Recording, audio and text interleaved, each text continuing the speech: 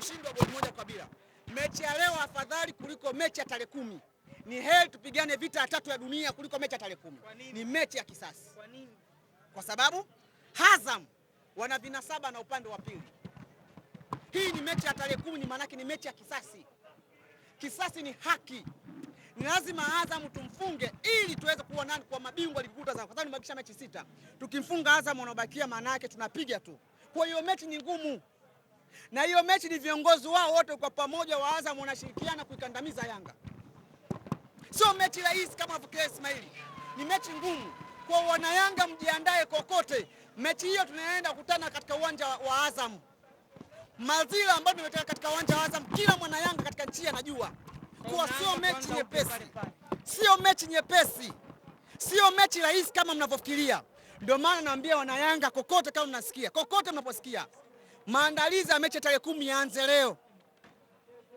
Tarehe 10 yaanze leo. Kwa sababu ni mechi ni ngumu kuliko maelezo. Kwa sababu upande wa pili washasema. Wachambuzi wote washasema. Kwa Azam wanapojiandaa na Yanga manake wanajiandaa mara 100 kuliko kabingwa kuliko wanapojiandaa na Simba. Prince Dube alishatoka kwa sababu mechi ya Yanga atapojiandaa ni tofauti anapojiandaa na Simba, kwa anajiandaa mara 100. Hiyo mechi sio rahisi kama unavyofikiria. Ni mechi ngumu.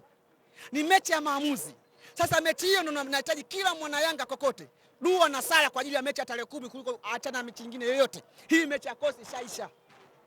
Hii mechi nitashangaa mwanachama au shabiki wa Yanga atajadili mechi ya kosi ambayo imeshaisha kwa pointi 3 au mechi nyingine ataletea wakati tuna mechi ngumu tarehe 10.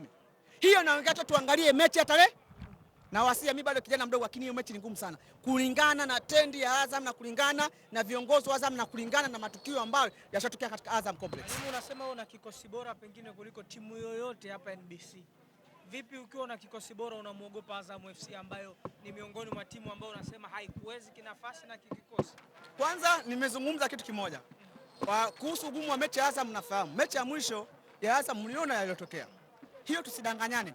Lakini vile vile Yanga kwa katika uwanja Azam. Mambo ambayo yamefanyika katika uwanja Azam. Kwa sababu tukakuwa tukaja katika uwanja KMC. Hapa tunazungumza ukiacha on the pitch katika uwanja. Mazingira je yanashawishi mechi kwa bora? Unanielewa sijui?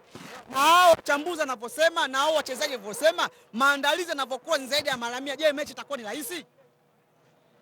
Kwa nini ukichukua kati ya kosi na Yanga na mmoja kosi bora?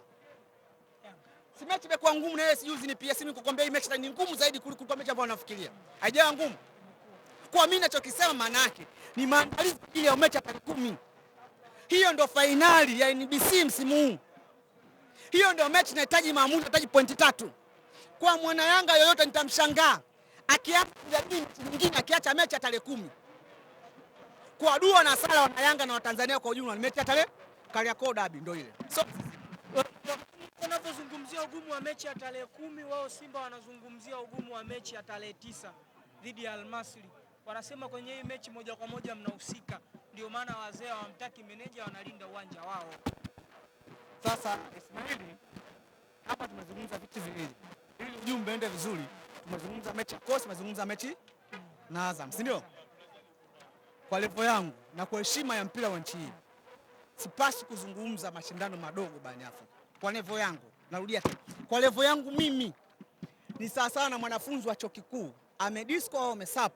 Inapaswa discuss mambo ya chuo kikuu, sio mambo ya nasari. Narudia tena, kwa level yangu mimi, labda kwa washabiki wengine, kwa level yangu mimi napaswa nijadili mambo ya chuo kikuu, sio mambo ya nasari. Siwezi kujadili mambo ya nasari ya shirikisho. Hazi yangu kujadili kabingwa barani Afrika.